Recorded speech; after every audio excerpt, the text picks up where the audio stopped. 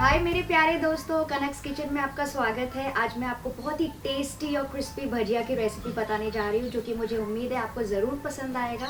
और इसका नाम है मूंग दाल भजिया या फिर मूंग दाल वड़ा।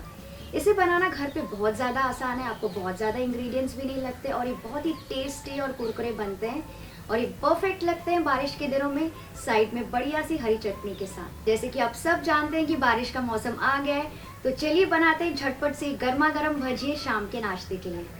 यहाँ पे मैंने ये पीली मूंग दाल ली है, जिसे मैंने अच्छे से धो के सोक कर लिया था पानी में कम से कम 3 से 4 घंटों के लिए। तो ये पीली मूंग दाल मैंने 3 से 4 घंटे भिगोई थी पानी में और उसके बाद मैंने इसे अच्छे से छान लिया इस छन्नी से, आप देख सकते हैं। तो इसका पूरा पानी निकाल दीजिए, इसमें कोई भी पानी नहीं होना चाहिए, वरना ग्राइंड करने के समय इसमें एक्सेस पानी हो जाएगा और आपकी भजिया बहुत ही सौगी यानी कि नरम हो जाएंगे और बहुत सारा तेल पिएंगे। तो ध्यान रखिए कि इसका सारा पानी निकालना है इसे छन्नी से और उसके बाद मैं इसे ट्रांसफ़र कर लूँगी एक ब्लेंडर में यानी कि मिक्सी में पीसने के लिए। तो इसे बैचेस में पीसेंगे। दाल को मिक्सी में ट्रांसफ़र करने के बाद मैं इसमें डालूँगी थोड़ी सी हींग और उसके बाद मैं इसमें डालूँगी 2 से 3 हरी मिर्च, जिसे मैं इसे तोड़ के डाल रही हूँ। आप चाहें तो इसे कम या ज़्यादा भी डाल सकते हैं, जैसे स्पाइसी आपको पसंद हो। और उसके बाद मैं इसमें डालूँगी छोटा सा अदरक का टुकड़ा। उसके बाद मैं इसमें बहुत ही थोड़ा सा पानी डाल रही हूँ इसको पीसने के लिए। ध्यान रखिए बहुत ज़्यादा पानी नहीं डालना है, वरना आपका बैटर बहुत पतला हो जाएगा। और इसे लिड से कवर कर लेंगे और इसे पीस लेंगे अच्छे से 1 से 2 मिनट के लिए, जैसे कि इसका स्मूथ बैटर तैयार हो जाए।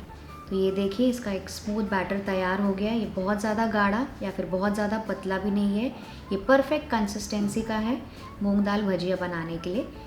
इस स्टेज पे अगर आप मूंग दाल भजिया बनाएंगे तो आपके वड़े बहुत ही क्रिस्प बनेंगे बाहर से और अंदर से सॉफ्ट रहेंगे।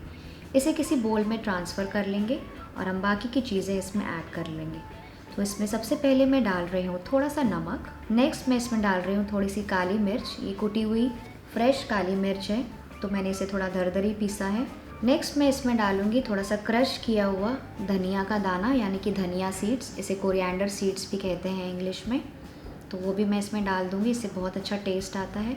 नेक्स्ट मैं इसमें डालूँगी ज़ीरा और थोड़ी सी सौंफ भी मैं डाल रही हूँ। नेक्स्ट मैंने यहाँ पे थोड़ी सी अजवाइन ली है अपने हाथों में, जिसे मैं अपने हाथों से ऐसे थोड़ा सा मसल के इस मसाले में ऐड कर लूँगी। अजवाइन डालने से इसको बहुत ही अच्छा फ्लेवर आता है और ये डाइजेशन में भी बहुत अच्छा होता है। नेक्स्ट मैं इसमें डालूँगी थोड़ा सा लाल मिर्ची का पाउडर, थोड़े से बारीक कटे हुए प्याज और हरा धनिया।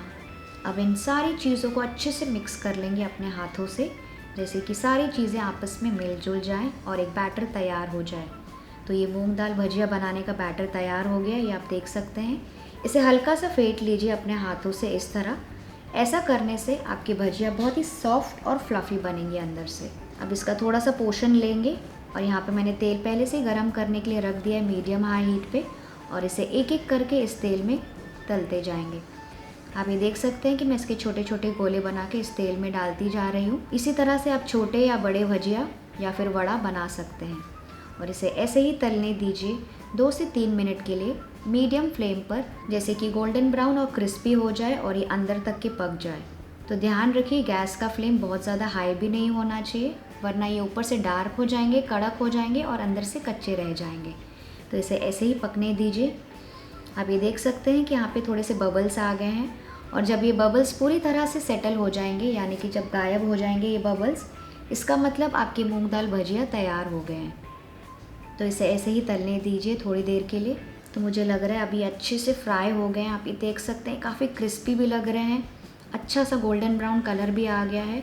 तो इसे मैं बहुत ज़्यादा नहीं पकाऊंगी, इसे स्टेज पे निकाल देंगे और फिर इसे रख देंगे किसी क्लीन टिश्यू पेपर के ऊपर, ताकि इसका एक्सेस तेल निकल जाए। और इसी तरह से सारे गर्मा गर्म भजिया तैयार कर लीजिए। कैसे लगे आपको ये भजिया? इसे गर्मा गर्म परोसिए हरी चटनी के साथ और एंजॉय कीजिए इसे बारिश के समय अपने दोस्तों के साथ शाम की चाय में। तो आई होप आपको आज की रेसिपी पसंद आई। अगर हाँ तो इस वीडियो को लाइक, शेयर और सब्सक्राइब कीजिए। Happy cooking.